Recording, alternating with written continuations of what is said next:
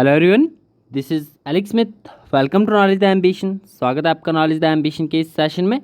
तो आज है 25 सितंबर 2020 और आज के इस सेशन में हम डिस्कस करेंगे 24 एंड 25 सितंबर के सभी most important current events. Session आपका इस प्रकार से रहेगा, daily current news MCQs form में डिस्कस करेंगे, स्टैटिक जीके रहेगा आपका जो कि बेस्ड होता है डेली करंट इवेंट्स पर, और साथ ही में हिस्टोरिकल इवेंट्स देखेंगे जो कि ऐतिहासिक घटनाएं आज ही के दिन हुई हैं, वो भी हम डिस्कस करेंगे। तो बने रहिएगा वीडियो के एंड तक। स्टार्ट करते हैं। यदि आप चैनल पर पहली बार आए तो चैनल को सब्सक्राइब जरूर कर लें और नोटिफिकेशन बेल को भी ऑन कर लें ताकि आने वाले सभी रेगुलर अपडेट जो हैं आप तक रेगुलरली पहुंचते रहें। और सभी अपडेट्स जो हैं आप knowledgetheambition.com पर भी पढ़ सकते हो। तो शुरू करते हैं बिना किसी देरी के। आज का हमारा पहला प्रश्न है, the government has partnered with which organization to launch युवा platform for helping youth in developing skill at par with the 21st century। तो आपको बताना है ये गवर्नमेंट ने युवा प्लेटफॉर्म लॉन्च किया है for helping the youth in developing skills. तो ये किस ऑर्गेनाइजेशन के साथ पार्टनरशिप में जो है वो लॉन्च किया है? तो ये लॉन्च किया है यूनिसेफ के साथ मिलकर। ऑप्शन ए इसका राइट आंसर है। याद रखना आपको, यूनिसेफ के साथ मिलकर जो है भारत सरकार ने युवा प्लेटफॉर्म लॉन्च किया है। युवा प्लेटफॉर्म की बात करें, भारत में युवा लोगों को लेस करने के लिए यानी उन्हें स्किल्स प्रोवाइड करने के लिए, डेवलप करने के लिए केंद्रीय युवा मामले और खेल मंत्रालय और संयुक्त राष्ट्र बाल कोष यानी यूनिसेफ ने भारत में वैश्विक बहुहितधारक प्लेटफॉर्म युवा जनरेशन अनलिमिटेड की स्थापना के लिए एक स्टेटमेंट ऑफ इंटेंट पर हस्ताक्षर किए हैं। कौशल के साथ उन्हें अपनी क्षमता को पूरा करने और समुदाय को ऊपर उठाने की आवश्यकता है, इसीलिए जो है ये युवा प्लेटफॉर्म जो है लॉन्च किया गया है। तो यूनिसेफ के साथ लॉन्च किया गया है। तो यूनिसेफ का आपको नाम पूरा पता होना चाहिए, United Nation children's fund. United Nation children's fund, it is a United Nations agency responsible for providing humanitarian and developmental aid to children's world wide. Headquarter है इसका न्यूयॉर्क, यूनाइटेड स्टेट्स में। ये आपको ध्यान में रखना है। और फाउंड हुआ था 11 दिसंबर 1946 में। ये इंपॉर्टेंट डेट्स है आपकी, जो हेडक्वार्टर भी पूछा जाता है एग्जाम में और फाउंडेशन डेट भी पूछी जाती है, तो आपको ये दोनों ध्यान में रखनी है। नेक्स्ट क्वेश्चन है आपका, international day of sign languages is observed every year on which day. जो आपका international day of sign languages है वो प्रत्येक वर्ष कब मनाया जाता है? तो ये प्रत्येक वर्ष मनाया जाता है 23 सितंबर को। International day of sign languages is celebrated annually across the world. World wide ये सेलिब्रेट किया जाता है 23 सितंबर को, to raise awareness on the sign language and strengthen the status about the sign languages. और थीम मोस्ट इंपॉर्टेंट हो जाती है इसकी। 2020 की जो थीम रही है वो रही है sign languages are for everyone. ये ध्यान में रखनी है, sign languages are for everyone 2020 की थीम है। 23 सितंबर को ये सेलिब्रेट किया जाता है। नेक्स्ट क्वेश्चन है आपका, who is the author of the book kitchens of gratitude. Kitchens of gratitude नामक पुस्तक के लेखक कौन है? तो ये हैं आपके विकास खन्ना। ऑप्शन ए इसका राइट आंसर है, विकास खन्ना।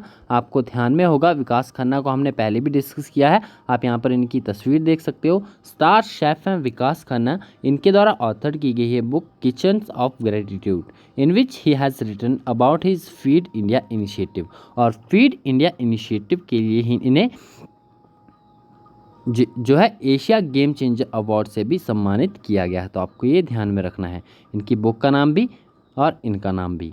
नेक्स्ट क्वेश्चन है आपका, who has been selected as the first women fighter pilot to fly Rafale aircraft. Rafale उड़ाने वाली पहली महिला फाइटर पायलट के रूप में किसे चुना गया है?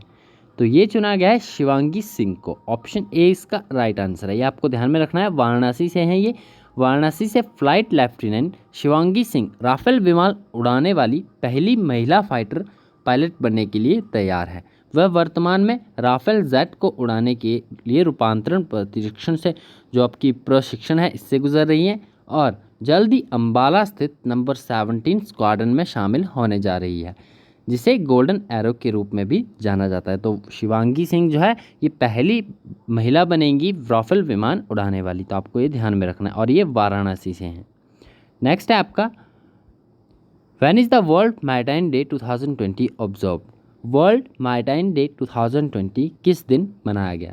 तो ये मनाया गया 23 सितंबर को, ऑप्शन बी इसका राइट, सॉरी 24 सितंबर को सेलिब्रेट किया गया, ऑप्शन ए इसका राइट आंसर है 24 सितंबर को। और ये प्रत्येक वर्ष जो है लास्ट थर्सडे ऑफ सितंबर को मनाया जाता है। याद रखना आपको, ये प्रत्येक वर्ष कोई फिक्स डेट नहीं होती है, लेकिन प्रत्येक वर्ष जो है लास्ट थर्सडे ऑफ सितंबर को मनाया जाता है। 2020 में ये सितंबर 24 को मनाया गया और थीम जो रही है वो रही है sustainable shipping for a sustainable planet. ये इसकी थीम रही है 2020 की। तो ये सभी डिटेल्स आपको इसके बारे में भी ध्यान रखनी है।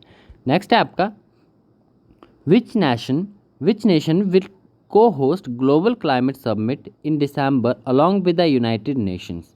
संयुक्त राष्ट्र के साथ दिसंबर में कौन सा राष्ट्र वैश्विक जलवायु शिखर सम्मेलन की सह मेज़बानी करेगा। मेज़बानी आपको नहीं बताना है, आपको यहाँ पर को होस्ट का नाम पूछा गया तो आपको यहाँ पर को होस्ट का नाम बताना है। तो फर्स्ट ऑफ ऑल आपको पता होना चाहिए कि ये जो आपकी ग्लोबल क्लाइमेट समिट है जो कि दिसंबर में होने वाली, इसे होस्ट कौन सी कंट्री करेगी, तो ये करेगी ब्रिटेन। और को होस्ट कंट्री जो है वो यूनाइटेड किंगडम करेगी। 20 का राइट आंसर है, ये ध्यान में रखना है आपको। United Nations and Britain will cohost a global climate summit on December 12 on the occasion of 5th anniversary of the landmark 2015 Paris agreement. ये 5th एनिवर्सरी होगी लैंडमार्क 2015 पेरिस एग्रीमेंट की। तो वो जो आपकी यूनाइटेड नेशंस इसे organise करता है और ब्रिटेन जो है वो आपका को होस्ट होगा, यानी यूनाइटेड किंगडम को होस्ट नेशन होगा। तो ये आपको ध्यान में रखना है। December 12 को जो है ये समिट होने वाली है। The summit will see the involvement of many governments leaders, private sector and civil society to present more ambitious and high quality climate plans. तो ये आपको ध्यान में रखना है। यूनाइटेड नेशंस के साथ मिलकर कौन, यूनाइटेड किंगडम यानी ब्रिटेन जो है इसे को होस्ट करेगा। नेक्स्ट क्वेश्चन है, बाह एंड डा, ये नाम है आपका, has recently been appointed as the new president of which country. तो बा एंड डा को हाल ही में किस देश के जो है नए राष्ट्रपति के रूप में नियुक्त किया गया है, तो ये किया गया है आपका माली, ऑप्शन ए बी इसका राइट आंसर है। Former minister of defence of Mali Bah Ndaw has been appointed as the new president of the country. तो माली के नए जो प्रेसिडेंट नियुक्त हुए हैं वो हैं आपके बाह एंड डा। नेक्स्ट क्वेश्चन है आपका, who among the following has been named in the Time 100 most influential people list 2020। निम्नलिखित में से किसे टाइम 100 सबसे प्रभावशाली लोगों की सूची 2020 में शामिल किया गया है। तो 2020 की सूची है, इसमें शामिल किया गया है नरेंद्र मोदी को और ये लगातार चौथी बार है जो कि इन्हें इसमें नामित किया गया है। टाइम मैगजीन ने time 100 most influential people list 2020 जारी की है। भारत के प्रधानमंत्री श्री नरेंद्र मोदी इस सूची में एकमात्र राजनेता है। 2014 में सत्ता में आने के बाद उन्हें चौथी बार इसमें नामित किया गया है। इसके अलावा भारत के कुल 5 व्यक्तियों को इस सूची में शामिल किया गया है। उसमें आपके नरेंद्र मोदी है, ये बिक्की दादी है और आयुष्मान खुराना है और ये सुंदर पिचाई है। इसके अलावा एक प्रोफेसर भी है राजीव गुप्ता, तो इनका नाम भी आपको ध्यान में रखना है। नेक्स्ट क्वेश्चन है आपका, who has been appointed as the regional ambassador for India by the United Nation Environment Programme for the Tunza Eco Generation. Tunza Eco Generation के लिए संयुक्त राष्ट्र पर्यावरण कार्यक्रम द्वारा भारत के लिए क्षेत्रीय राजदूत के रूप में किसे नियुक्त किया गया है। तो ये किया गया है खुशी चिंदालिया को, ऑप्शन ए इसका राइट आंसर है। गुजरात के सूरत की 17 वर्षीय लड़की खुशी चिंदालिया को संयुक्त राष्ट्र पर्यावरण कार्यक्रम तुंजा इको जनरेशन द्वारा भारत के लिए क्षेत्रीय राजदूत के रूप में नियुक्त किया गया है। तो ये आपको ध्यान में रखना है, इनका नाम खुशी चिंदालिया को जो है नियुक्त किया गया है। नेक्स्ट है आपका, who is the author of the book voices of dissent. Voices of dissent नामक पुस्तक के लेखक कौन है। तो ये है आपकी रोमिला थापर, ऑप्शन डी इसका राइट आंसर है। यहाँ पर आप इनकी तस्वीर देख सकते हो रोमिला थापर की। ये एक noted Indian historian and author है रोमिला थापर, इन्हीं के द्वारा लिखी गई है अपनी नई book voice of dissent. Option जो है आपका डी इसका राइट आंसर है। तो ये थे हमारे आज के कुछ इंपॉर्टेंट करंट इवेंट्स। इसी के साथ हम देख लेते हैं स्टैटिक जीके। ये हमारा स्टैटिक जीके का पोर्शन है। तो फर्स्ट क्वेश्चन हमारा यहाँ पर बनता है, विश्व प्रेस स्वतंत्रता सूचकांक किस संस्था द्वारा प्रकाशित किया जाता है? जो आपका वर्ल्ड प्रेस फ्रीडम इंडेक्स है, ये किस इंस्टीट्यूशन के द्वारा पब्लिश किया जाता है? तो ये किया जाता है रिपोर्टर्स विदाउट बॉर्डर्स के द्वारा। ऑप्शन सी इसका राइट आंसर है। ये आपको ध्यान में रखना है, रिपोर्टर्स विदाउट बॉर्डर्स के द्वारा पब्लिश की जाती है ये आपका index, world press freedom index. Next question है, वर्ल्ड फेमस कैंची धाम आश्रम is located in which state of India? तो आपका ये कैंची धाम जो है, कैंची धाम आश्रम, ये भारत के किस राज्य में स्थित है? तो ये स्थित है आपका उत्तराखंड में। ऑप्शन बी इसका राइट आंसर है। उत्तराखंड में बात करें तो उत्तराखंड के नैनीताल में ये पड़ता है कैंची धाम आश्रम। तो ये आपको ध्यान में रखना है। नेक्स्ट क्वेश्चन है, who is the author of the fantasy novel Alice in the Wonderland? Alice in the Wonderland काफ़ी अच्छी ये नॉवल है, फैंटेसी नॉवल। तो ये लिखी गई है लुइस कैरोल के द्वारा। ऑप्शन सी इसका राइट आंसर है। नेक्स्ट क्वेश्चन है, international maritime organisation has its headquarter at? IMO है जो आपका इंटरनेशनल मैरीटाइम ऑर्गेनाइजेशन, इसका हेडक्वार्टर कहाँ पर है? तो इसका हेडक्वार्टर है London, United Kingdom. Option C इसका राइट आंसर है।